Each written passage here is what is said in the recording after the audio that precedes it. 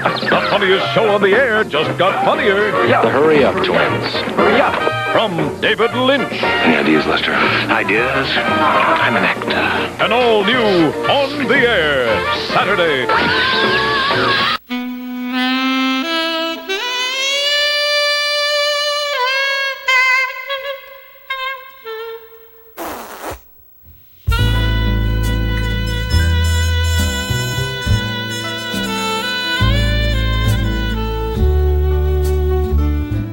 Welcome to Twin Peaks Unwrapped. I'm your host, Ben Durant, and beside me is... Bryon Kazaska. Hi, Bryon. Hey, Ben. How's it going? It's going good. We've got another On the Air show, episode 2.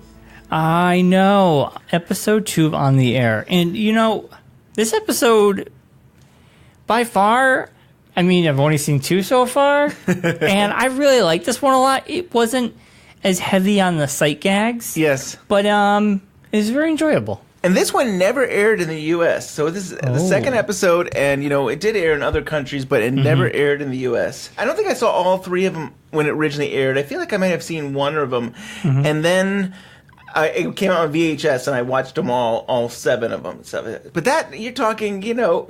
Years. We're talking years ago. I mean, I'm yeah. sure it's been like at least... maybe 12 years ago. I don't know. It seems like it's been a long time since I've seen the VHS. I don't even have a VHS player anymore. I do. I still watch VHS once in a while. So I'm doing my best. I don't skip. I'm not like when we did Twin Peaks. I watch it and then we record. So I don't know what happens, but I really enjoyed episode 2. My thoughts maybe why ABC decided not to air this one is... it kind of takes place outside of the workplace, out of the Lester Guy show. I mean, it's heavily focused outside. It's not like your typical where like they're practicing and then they actually perform. I say that, but in a way they do. There is a rehearsal. There's a rehearsal, but then we never get to the production, at least in the Lester Guy show. Yeah.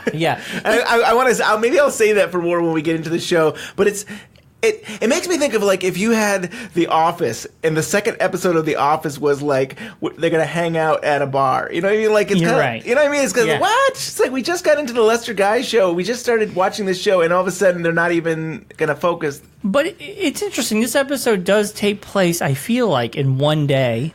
It takes place, like, maybe not the day of the live show, which could be Friday, Saturday. I don't know what day Lester Guy's show airs. Yeah, I don't know either. They don't tell us. But this could be the beginning of the work week, because we already saw the live show. That's fair. So it's the next I day. think you're right. I mean, let's say it was a Saturday night, and they're back on Monday to rehearse. I totally agree with that.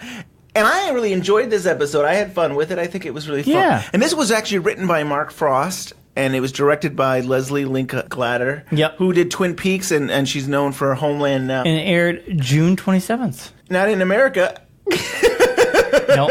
Well, Where did you get that? Where did you get your June? Episode 2, U.S. air date, June 27th, 1992. This is IMDb. IMDb, you're wrong. ABC only broadcast 3 episodes of the 7 shows. Episodes 1, 3, and 5 were the ones that so they aired. They're confused. They must be confused. 1, 3, and 5. Yeah. Interesting. And so they never aired this one. So I don't know. Wow, so maybe it aired somewhere else. Yeah. Maybe it was supposed to air, but it didn't. I don't know. And they could just be I mean, I'm sure they're just confused because it says number 2, and they aired a second episode. They probably aired the second episode on because June 18th was the first episode they aired. So the next week would be. I'm thinking it's an error on the information. How dare you, IMDb? IMDb is wrong. Would you like me to go over a quick summary of this episode? Sure. So this episode, Betty Hudson becomes an overnight sensation. So we talked about this.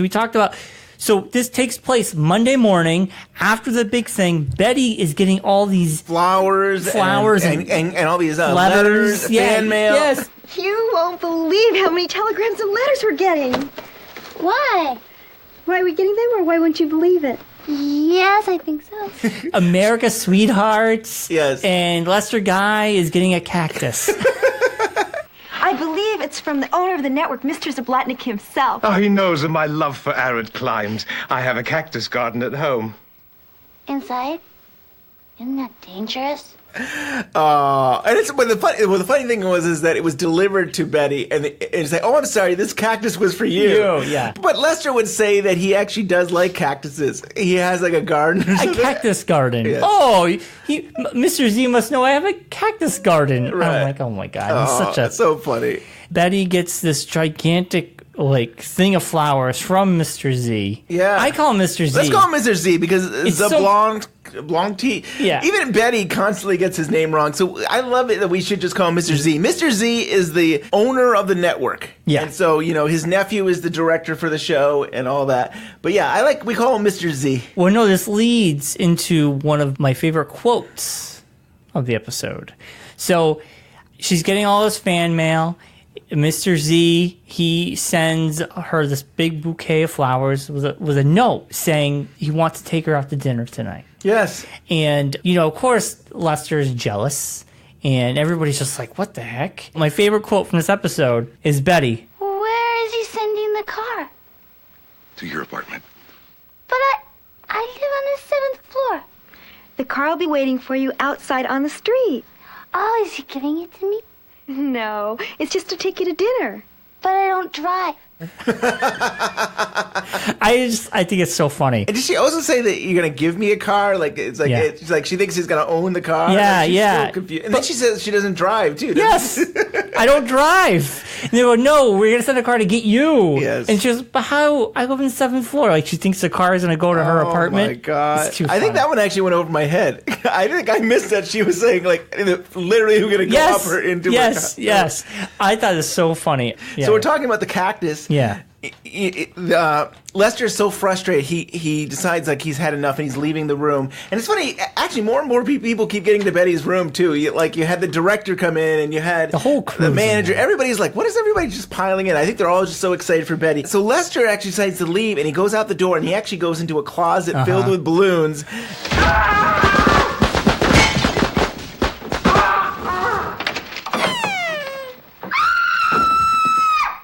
Would somebody be good enough to ring the doctor? Cactus popped all the balloons in the closet, and then when you open the door, you have the cactus somehow got onto his head. Yeah, and later on he'll have bandages on his head. During rehearsals, he'll have band-aids on his head. It's like, boy, that cactus did a lot of damage to you. What did he do? Slam it into his face? He was so aggravated. Yeah, that's a great scene. Then the next scene is actually kind of good character building. Lester's background. Right. And actually, when we did talk about it, it seems like it was stuff that was cut from the script. There was some things, or I think you had some knowledge and stuff maybe from stuff you had read, but you're right, there wasn't a lot of character building in the last one. Yeah, you just knew he was some movie star, he's getting his own show. We find out Bud is with Lester in his private dressing room, and Bud's laying into him, saying, Les, let me make one thing perfectly clear. I'm on your side. I'm the genius that talked old man Zablotnik into shelling out the big bucks for your contract. That is my Mr. Squiggly up there in the chopping block right next to yours. So don't you start with me. I say, sometimes I think I never should have left the movies. You listen to me, pal. When I found you at that motor motel on Santa Monica Boulevard slurping vodka out of a frozen orange juice can, you couldn't have hawked your movie career for a ham sandwich and a box of pretzels. You were washed up, finito Mussolini, face down, belly up. I say. Right. The only reason I schmoozed Mr. Z into giving you this gig is his freakish sentimental attachment to a second-rate musical you made 12 years ago when every other able-bodied male over the age of 7 was off fighting the war. Piccadilly Circus? You like Piccadilly Circus? He's nuts about it. He's basically telling the audience, where did Lester come from? So we find out Lester, during the war, everybody went over to fight the war, and Lester stayed behind because he was a movie star. Yes. And he dodged the draft by staying in the movies. Mr. Z likes his movie called Piccadilly Circus. That's his favorite movie. So Yes. because he likes Piccadilly Circus, he allowed Bud to get him a show called The Lester Guy Show. And let's all remind people, Buddy is Michael Ferreira from, Agent Albert there. Yes. So that's the actor. And Mark Frost gives great lines, and he says, the freakish second-rate musical Lester made 12 years ago. And he's like, He basically says, I don't know why he liked it, but he liked it. And right, what Buddy was really saying was Buddy was able to get a really great contract for Lester, like, really lots of money. And his fear now is really, if Lester doesn't do well, then it's going to look badly on Buddy. Yes. And so it's really not that he has any interest in Buddy. It's just that he doesn't want to be in trouble. And he wants to make Mr. Z happy. Yeah. They just want to butt kiss Mr. Z. Oh, man. Worry. Really? What should I do? What should we do? What should we do? Betty Hudson is a mistake. On every level, including genetic. She is not an actress. She is not the star of this show. She is a receptionist waiting to happen. Well, Ben, we're going to take a pin in this conversation about On the Air Episode 2, because we've just been joined by Courtenay Stalling from the Blue Rose magazine. And what a fantastic job you did with this last issue, Courtenay. Well, first of all, thanks so much for having me. I love your podcast. Listened to it all through season 3. You got me through season 3. And it's a pleasure to be here. And I love you guys. You guys are great to listen to. Well, thank you. We love you too. And boy, I'm so excited about issue 7. You were the managing editor for this issue, and what a fabulous job you did with this. What I love about our show is we kind of like to go behind the scenes. I am just amazed what you did with this issue. It's the best issue that you guys have ever put out. I can't believe how much you were able to cram into this one issue. Can you kind of walk us through how the heck you were able to put this issue together? Yes, it was a bigger issue than our normal one. It was definitely a special edition for us. And the idea originally came from Scott Ryan. He knew right away when he created the Blue Rose magazine, brought John on as managing editor, John Thorne, and then me on as associate editor. He knew he wanted to do this eventually. So we actually started earlier this year, a little bit last year, but earlier this year in terms of choosing our writers, who is going to be on there, connecting with Blake Morrow, who is this amazing photographer and recreating these surreal scenes from David Lynch and Twin Peaks, the world of Twin Peaks. And so, yes, we've been planning it. We planned it for a long time. And then John and Scott let me have the reins as managing editor, which was a huge thrill. And since it's a Women of Lynch issue, we have all female writers writing the essays, 40 essays with 10 writers about David Lynch's works from Eraserhead all the way through season 3. So it was a huge process, but it was a lot of fun. Awesome. And so, you hear the word managing editor, but what does that really mean? Like, what do you have to do to do this? Well, what it meant was I was sort of an expansion of my role as associate editor. So I was reading a lot of content, editing it, working with the writers. I also served as the creative director, so I got to design the issue. And one of the challenges was to figure out how we fit so much content, including the interviews that we had with Piper Laurie, Cheryl Lee, and Sabrina Sutherland, and Charlotte Stewart, all into this issue. So that was a big challenge of wanting to have some visuals and make use of Blake's visuals within the magazine, but also having everyone's words in there too. It's impressive. Yeah, Very impressive. Thank you. If I'm right, some of the stuff had to maybe kind of go into other issues. Like Cheryl Lee, you got a little bit of an interview, but then you're going to have more in the next issue? Correct. So Scott and I both interviewed Cheryl Lee, and I just did a quick Q&A just for the Women of Lynch. We knew we weren't going to have a lot of space, so we wanted something really brief. I interviewed her, then Scott interviewed her. Scott has a much longer interview with her that's going to come out in issue number 8. Oh. And you all know Scott, right? Yes. So this was a dream come true for him as this huge fan of Cheryl Lee. So I'm really excited for everybody to read that interview and just imagine Scott in front of Cheryl Lee. Scott is not the quietest person, but I've never seen him get so quiet, just being in awe of her. So it was really cute.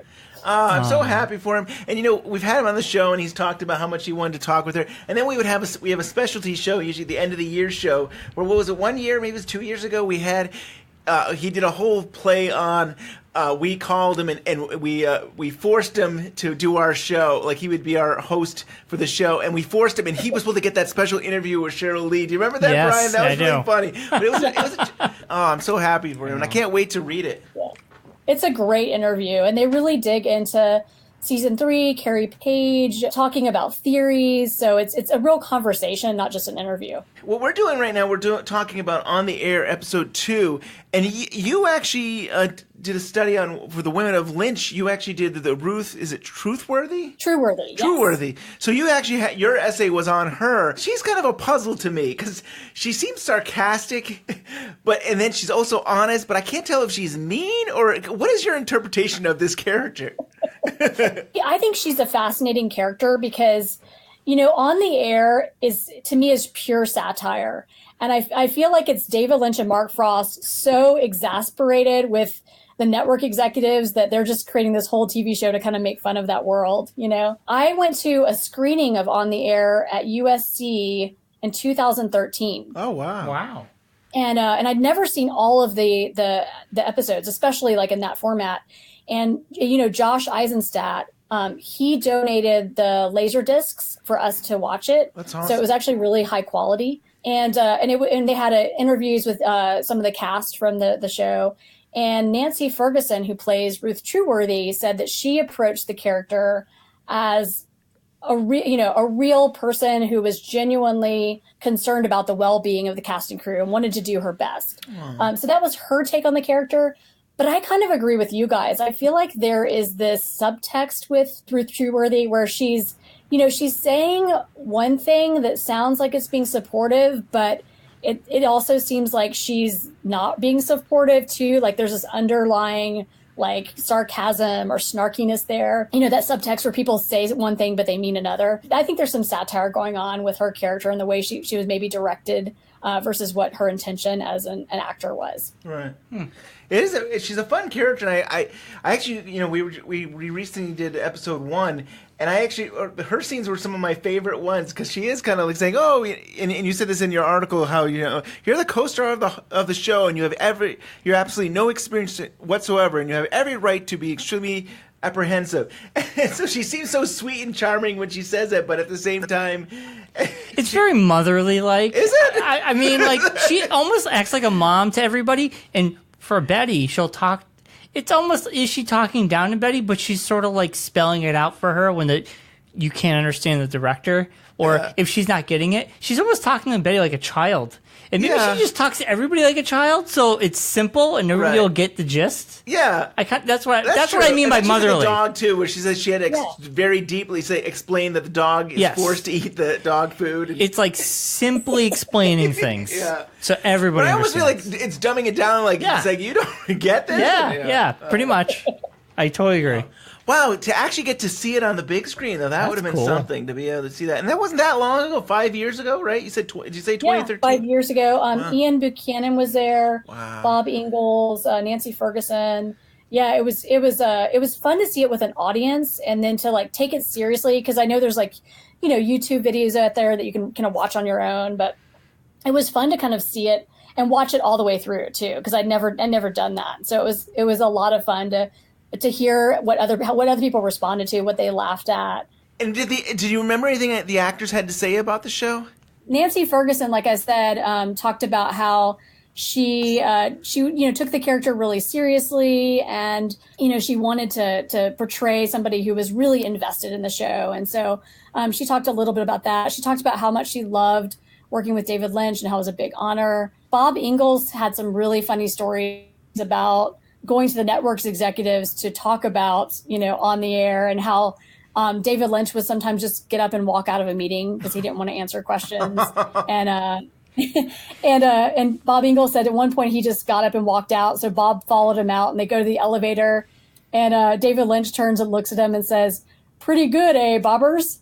And I love any kind of David Lynch stories or David Lynch talking to executive stories. Yes. Especially because, On the Air is just making fun of that whole process. Right. Was there a story in his memoir about like they had notes for the Twin Peaks pilot and they said, "We got notes," and Lynch is like, "I don't want to hear about it." Yeah. And the guy just puts the notes back in his pocket. It's like... Exactly. Leslie Linka Glatter, was one of the directors and On the Air, and she and Bob Ingalls had to go to a puppet master. Oh. And they were trying to select certain puppets for the show, and they selected the puppets, and the puppet master told Leslie Linka Glatter she had to explain the puppets who were rejected, why they were rejected. What? Was this Jim Henson or something? Was this just Jim Henson's studio? I don't remember who it was. I don't think it was Jim Henson. I don't remember who it was. But anyway, so she left. She was not going to do it. So Bob Ingalls had to be the one to end up talking to the puppets and telling them why they were rejected. Wait, they had to he had to talk to the actual puppet? Actual puppets. Yes. Oh my! I thought they were just going to talk to the guy who had the puppets. Oh, this is a little weird. That's the puppet master made them go to the puppets themselves and reject them. Oh my gosh, that's disturbing. Very weird. That's very weird. Well, I am so impressed with this issue, though. I'm still blown away. I'm blown away by the photos. I'm blown away with how much you're able to cram in there, and I feel like you need to take some time off after all the work you did with this one. Well, thank you so much. You know, the funny thing is it will be easier because I'm no longer managing editor, but we're actually finalizing issue 8 right now. Oh, wow. So we're finalizing it a little bit early, and so we're working right now, and then we'll have a bit of a break after that, which will be nice. Nice. That's so cool. When's 8 supposed to drop? When's that coming out? 8 is published in November. We all have a bunch of stuff going on too, so we want to just have that put to bed. You know, Scott has his David Letterman book that just came out, so he's doing some book tours for that. And the Blue Rose magazine is going to be at the UK Fest at the end of September. Awesome. So we'll all be there, which will be a lot of fun. I've never been, so I'm looking forward to that. And with issue 7, I own it, but I also decided to get the Kindle version because I love digital things too. So yeah, you can still get issue 7. I feel like I've talked to Scott that issue 7 is dwindling. I feel like it's been a popular issue, so I definitely would recommend people get it now. If maybe you can get a subscription, a yearly subscription, or you can get it on Kindle. Yeah. Courtney, do you have a favorite part of this magazine, the issue 7, that you really loved working on? Yeah, I mean, I loved all of it. I especially loved working with the female writers. But there's one writer in particular that I just, it was very personal for her. This woman named Erica Prieto, and she's from Brazil, and she's transgender. And she wrote about Denise Bryson and what Denise Bryson meant to somebody who was transgender. And so most of the essays are not personal. They're analytical about the character. But this one was very personal. And, you know, a lot of times transgender people don't have a voice or don't feel like they have a voice and certainly aren't represented in TV and film. And so David Lynch created this really amazing character played by David Duchovny. And we get to see her in season 3, which was awesome. And Gordon Cole says, "Fix your hearts or die." And so I love that Erica got to write about this character and talk about her own personal experience. That meant a lot to me to have that voice in there. And I know it meant a lot to her too. That's awesome. Yeah. And then when we talked to Mark Frost, I think when he had his book out, we talked to him about Denise, and I thought how special that was. You know, 25 years ago, they came up with this character, and I felt like they were ahead of their times to be able to say, hey, you know, represent transgendered people. So I think that's wonderful that you have a writer who can talk about that and to share that. Absolutely. Yeah. Well, Courtney, I think we've had you on once before. I think we've had you on probably about the Blue Rose magazine. I was trying to remember.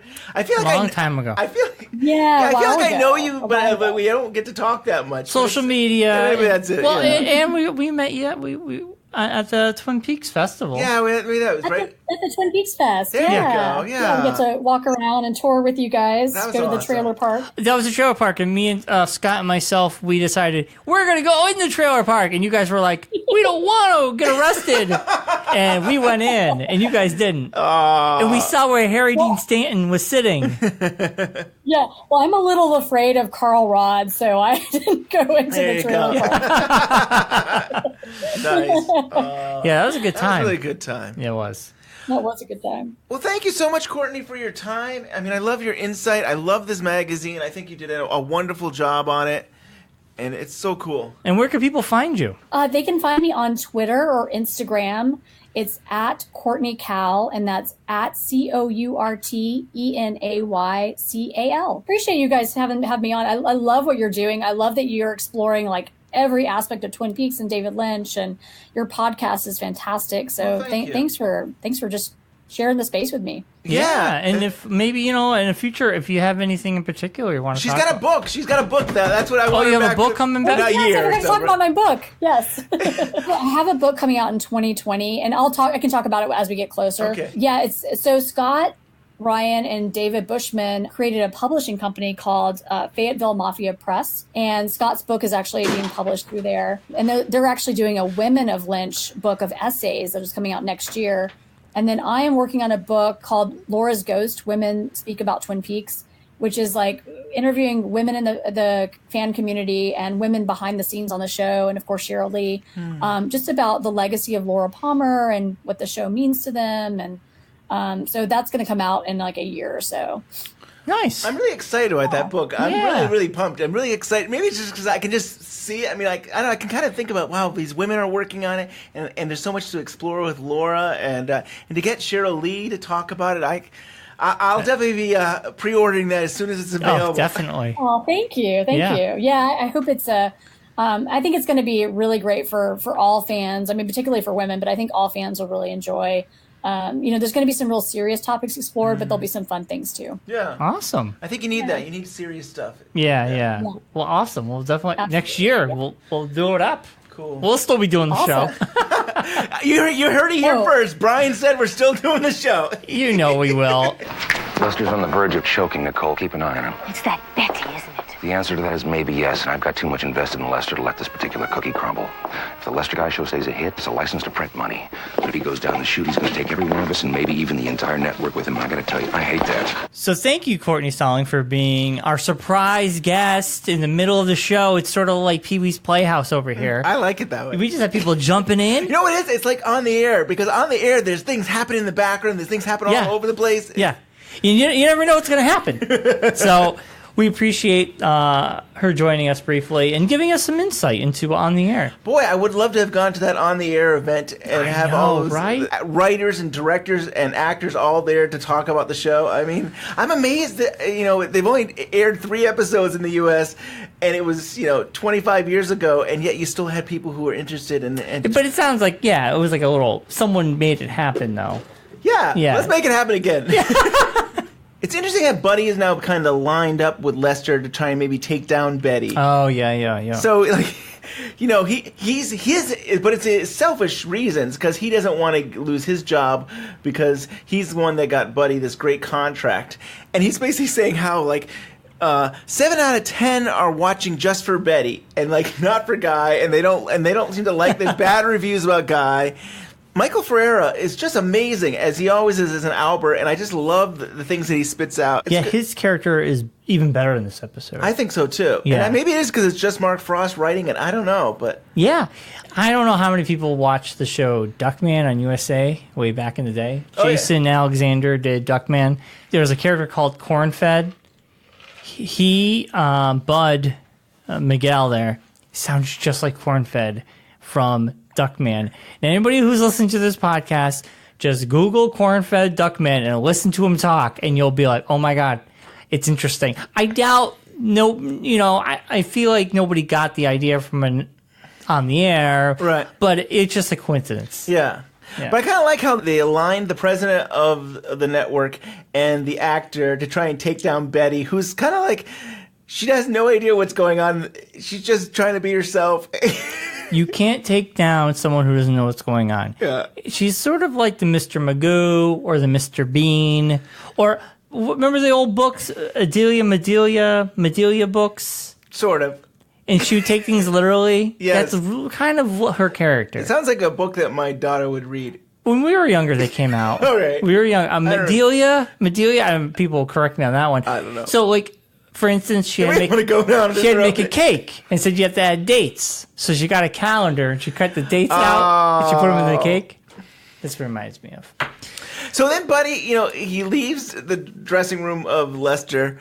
He runs into some prop people and he says, "What do you think you're doing, holding up a building?" And the guy is holding the giant guy, yeah. The giant guy that is, you call him the giant guy, right? He's tall, but they call him shorty or something. Yeah. What do you think you're doing, holding up the building? Yes, sir. Get back to work.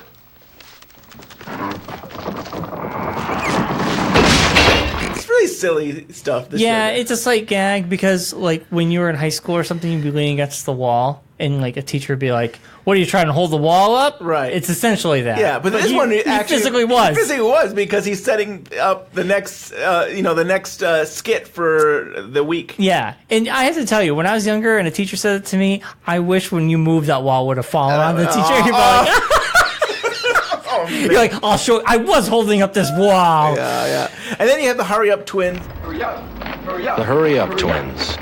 It was weird. We saw the Hurry Up twins, but you hear the voiceover, the Hurry Up twins, like reminding the audience. Right. I think that's how they're going to do it every time. The Hurry Up twins. It's weird. So they're at rehearsal. This is the only time you're going to see them in this episode. They're actually on set. They're behind the scenes rehearsing for that week's show. And you could tell it's an early rehearsal. It's almost like a table read. Yeah. Like except they're not around a table. Yeah, right. You're right. It's a table read. Yeah. Table read. And Lester Guy's miming.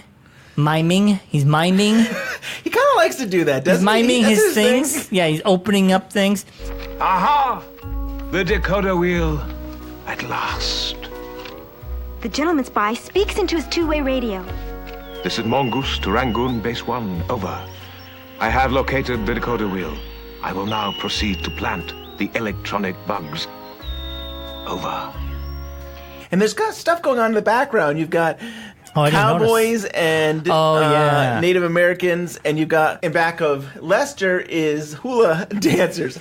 It's like random things because the first episode had like random things at the end. Yeah, they had they had cavemen. Yes, and it was so bizarre. You're like, where do these fit in to the story? Almost like a Saturday Night Live type thing, like a skit. Betty is just zoning out because I think she's nervous about this dinner, and they're all doing their table read. This is my own interpretation about this. I actually think that the hula dancers are putting her into a trance. Betty! It's your mine.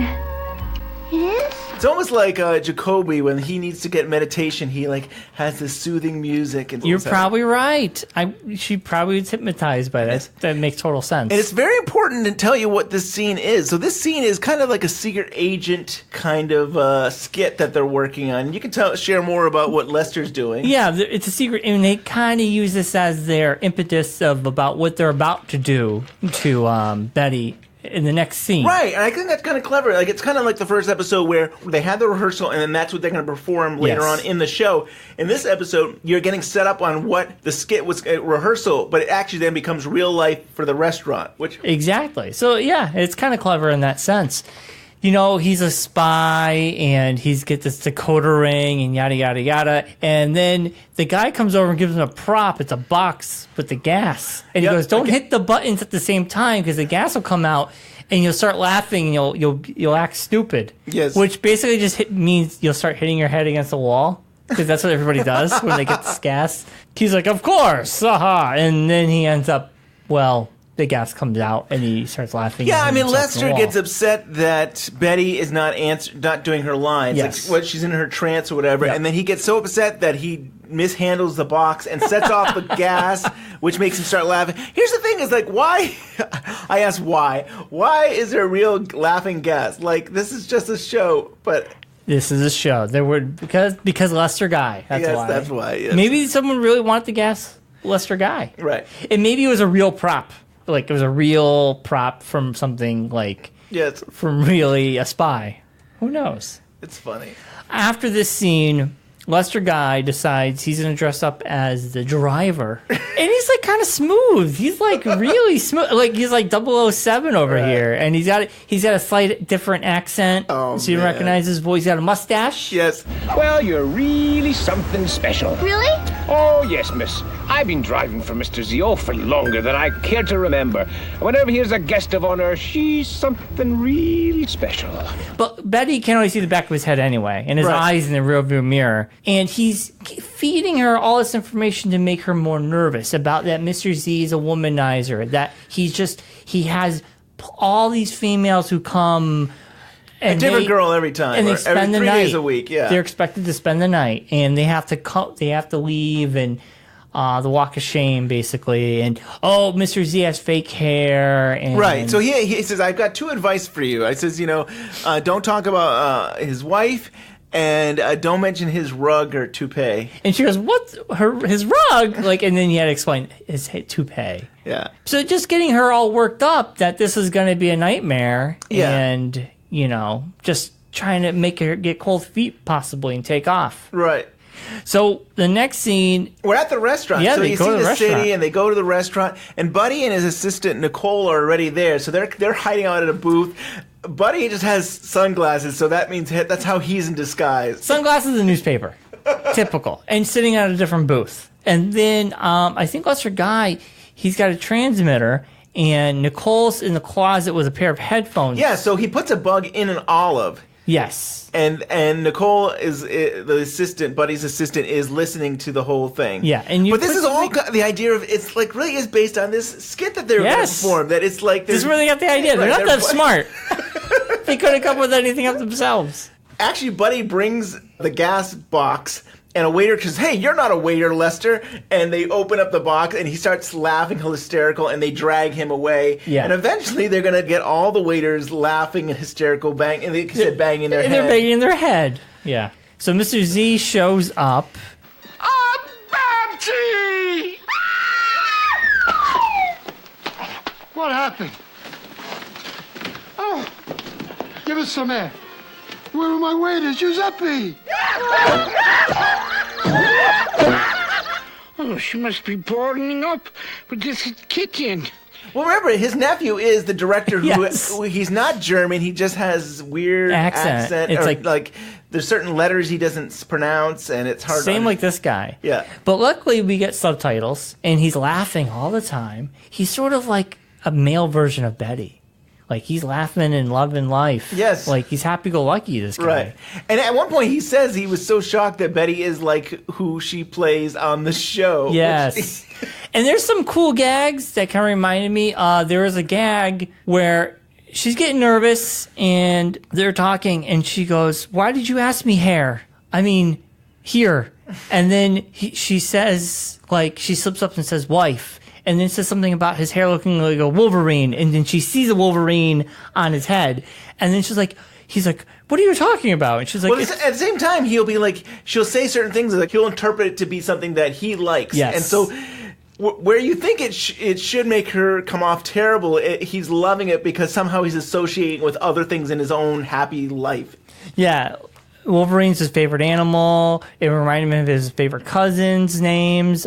He has a wife, and then He has a wife. and then she's like, "It's so unnatural." And he's like, "What are you talking about, dear?" And he's like, "Your hair." And he starts laughing. Yes. And he thought it was funny. And then he basically says, "I thought you were just an actor. That you really are who you are on screen." She goes, "Of course I am. This is who I am." Oh, and man. So Lester does come to serve them, and he over pours the drink for Mr. Oh, it's Z. hilarious. The wine going everywhere. Right. And Betty thinks she knows the waiter. Like, she doesn't quite know it's Lester, but she's like, "I think I've met him before." The mustache. Yeah. It throws you off. It's like Superman and Clark Kent. Yes. You just put some glasses on, you don't know who it is.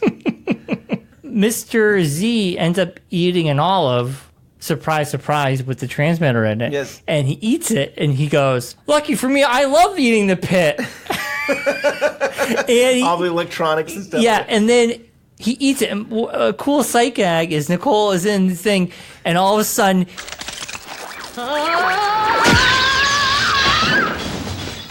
she gets feedback, and smoke comes out of the headphones, and she falls backwards. Yeah, ridiculous. Like, it's ridiculous. Ridiculous, yeah. That wouldn't happen, Right. but it's hilarious. It's just funny. I Right. love it.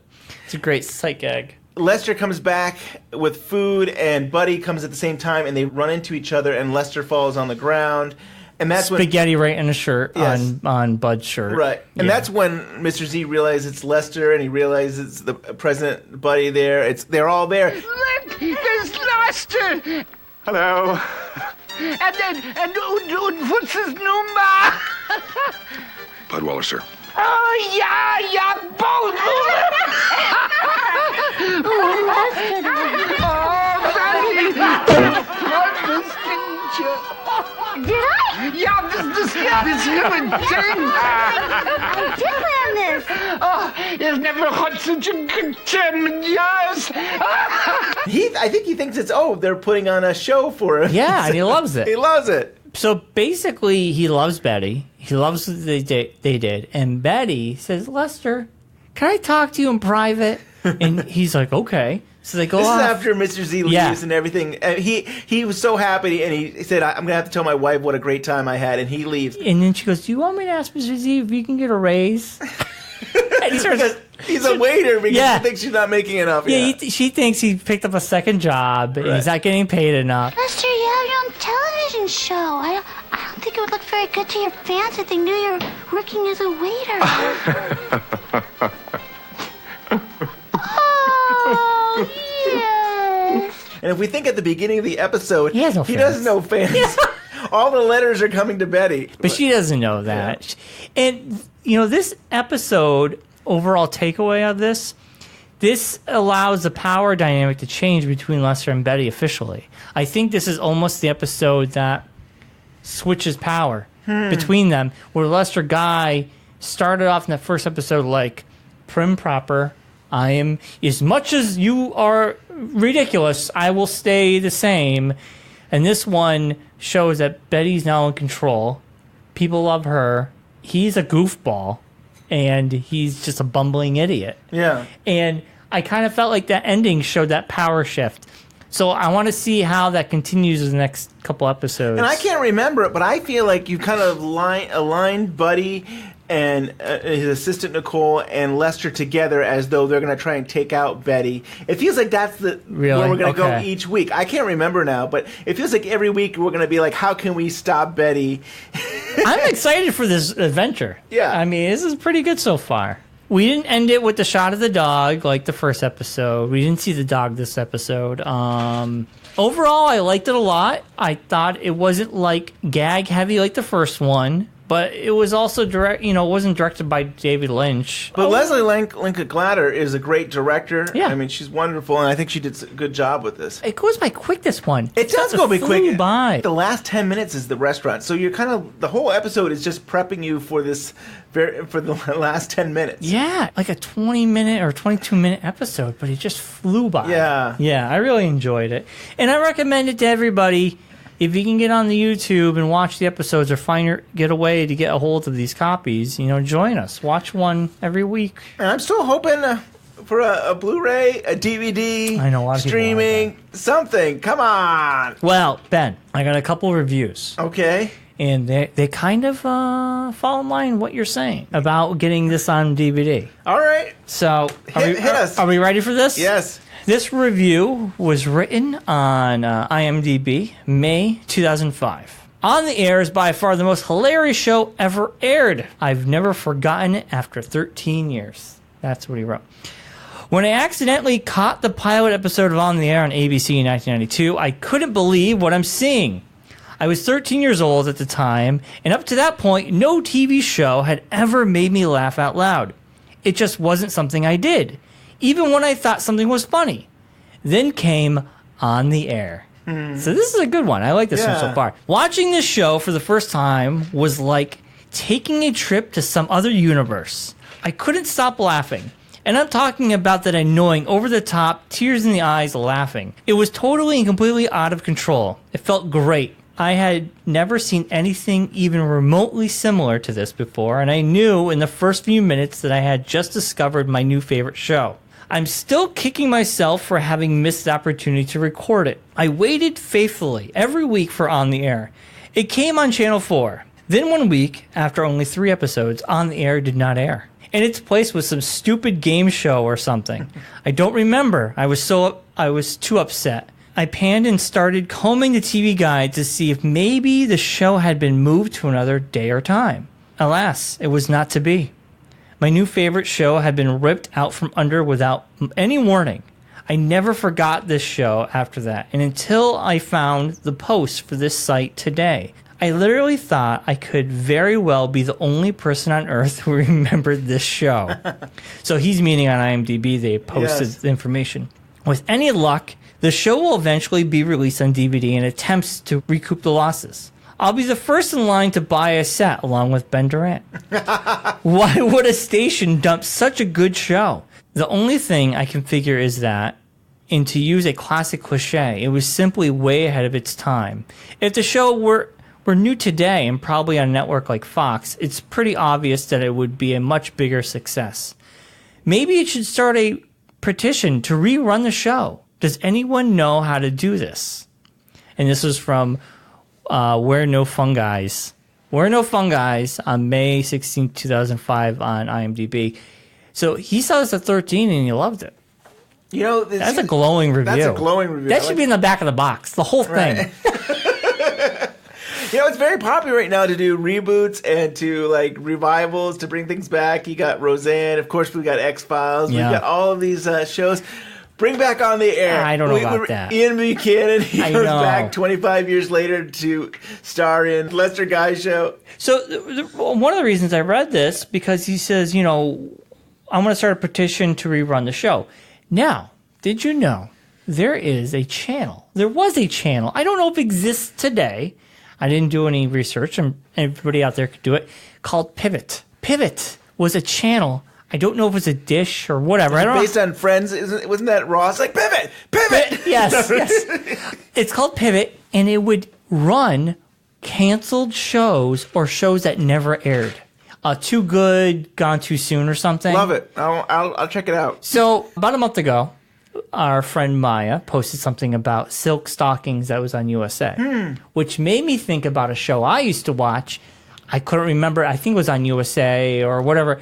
It was called Bakersfield PD. Oh, yeah. PD It had Hank in it. Yes, had Hank in it. And it also had the gentleman from Breaking Bad. And it had some big people. It had Bill Murray's brother was in it. And it ran 17 episodes. I think it was on ABC or one of those network channels. Was it Fox? I don't remember. Yeah, it was a half-hour sitcom. Well, YouTube has them, and in the corner it says Pivot. They reran them on Pivot. Wow. So Googled Pivot. This channel would air canceled shows that only lasted a season. They were really good. Or they did a thing where they would air pilots that never aired.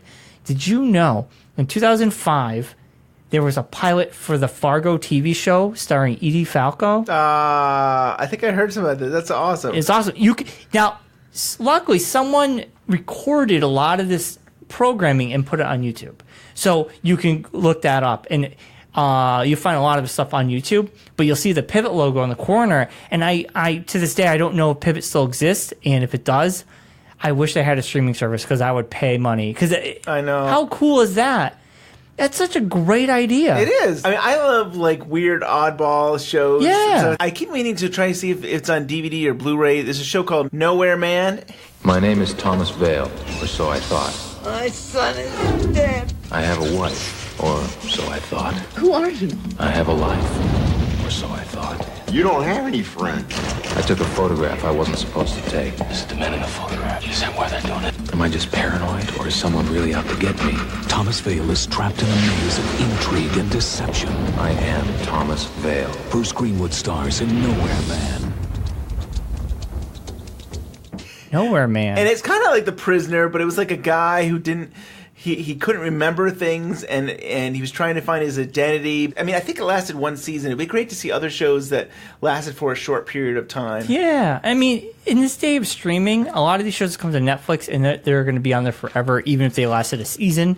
So you can always find it. But back in our day, when it was just on TV, it was in and out, and that's it. Yeah. It aired, and you're gone. Some tape in some storage unit somewhere. So I got one more. This is from Christopher Tracy back in 2005. Wish there was more. I have a fading copy of all 3 episodes of On the Air. I watch them about every 2 years. I love them all and was upset when the show was canceled so soon. It was a great blend of David's strangeness and some wonderful attempt at humor that ABC just didn't get. I don't know if there are other copies out there. If anyone has it on DVD, I would love a better copy. I can never see Ian Buchanan without thinking of Lester Guy. I can never watch Laverne and Shirley without thinking of the director. I quote lines from the show like it was a movie, and no one knows what I'm talking about other than my wife and kids. This is a must-see for any David Lynch fan. Good luck finding a copy of your own. And there are places online you can get copies of this show. That's all I'm going to say, but it can be done. Yeah, you probably mentioned it already. Yeah, but yeah, on but YouTube. I want whoever can put this out to have a legit HD copy of it. Yeah. You don't think they're going to put out HD? Come on. Well, I'm not asking for 4K. I want just a really good quality. You'd be happy with 720. I'd be happy with anything. I mean, I'm happy with what I'm using to watch it. Yeah, that's cool. But it has the burned-in Japanese because it's from the Laserdisc. Right. I'm content, but it would be nice. Yeah. I don't know if the show has a big following. Right.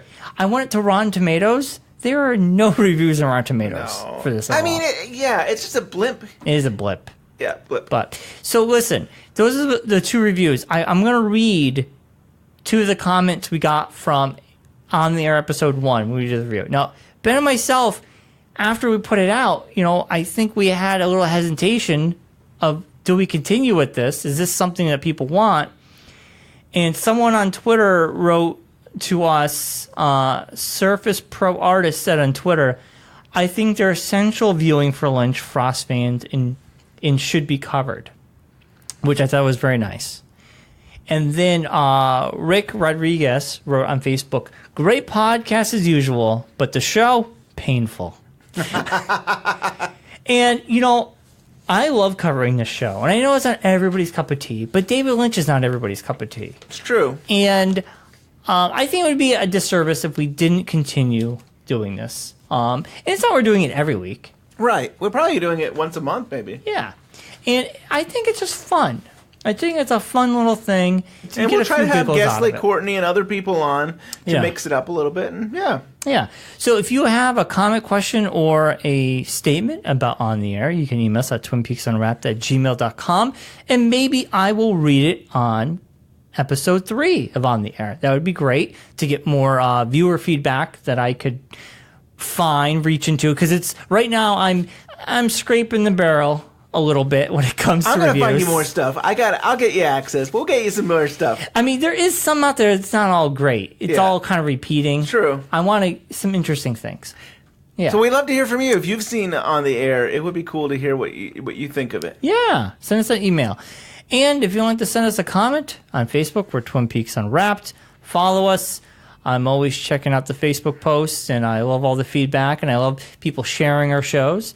And Ben, you're always on the old Twitter. Oh yeah, we're having a good time there. Always great. I mean, I love everything that people share on Twin Peaks, and we just did not that long ago. We did our live show when we opened the cards on Twitter. We got winners here. They guessed. My favorite David Lynch film is Lost Highway. Mine was Fire Walk with Me. See, if you had asked me, I was going to say Elephant Man. I don't know, because every week you change it. You're like. So why is Fire Walk with Me? Ultimately, I think I've said it before, too. Fire Walk with Me is my favorite. Because you were like, well, do you count that as I'm like, I count that as a David Lynch film. You're right. You can still enjoy it without knowing the series. Yeah, you're right. It's so, I mean, and I've said to you before, it's so much part of Twin Peaks that it's like, I sometimes don't keep it as a separate Lynch film. Like, but it is. I know it is a separate Lynch film, but it still feels so connected to the series. It's a strange thing. But yeah, I think that definitely is mine. I would say that would always be my top one. Yeah. But yeah, I know. I like all his work. It's hard to pick sometimes. And we get so many great emails from people. I know we haven't even commented. Jamie's always emailing us. I know he really enjoyed the Jennifer Lynch interview we did. I tried to write back to him. Oh yeah, and he thought you're the guy with the beard. He goes, I always pictured Ben with a beard. Several people say that. I'll grow a beard just for Jamie. It was too funny because people got to see us maybe for the first time. I know, it's rare. Every once in a while, if we go to an event, we might get some picture, or if we do a video for our podcast awards, we'll do something. Maybe. Yeah. So subscribe to us on the iTunes. Give us that 5-star review. Leave us a nice little comment. We're also on Google Play. We're on Spotify. We're getting a lot of traffic on Spotify, so I thank you so much for checking us out there. And don't forget to support us by going to our TeePublic page. The link is in the show notes. Buy a shirt, buy a mug, buy a cell phone case. It helps to support the podcast. And the holidays are coming up, so you can give it to that Twin Peaks fan in your life or yourself. Sounds good. Yeah. Anything else, Ben? I think that's it for this week. All right. We can't give any clues about next week. Do we even know what next week is? Because we don't even know what next week is. But we'll see you next week. Yeah. Blinky Watts is not blind. He suffers from Bozeman simplex. He actually sees 25.62 times as much as we do. If we were to see what Blinky is seeing right now, it would look something like this. Oven mitt. Oven mitt. Oven mitt. Oven mitt. Oven mitt.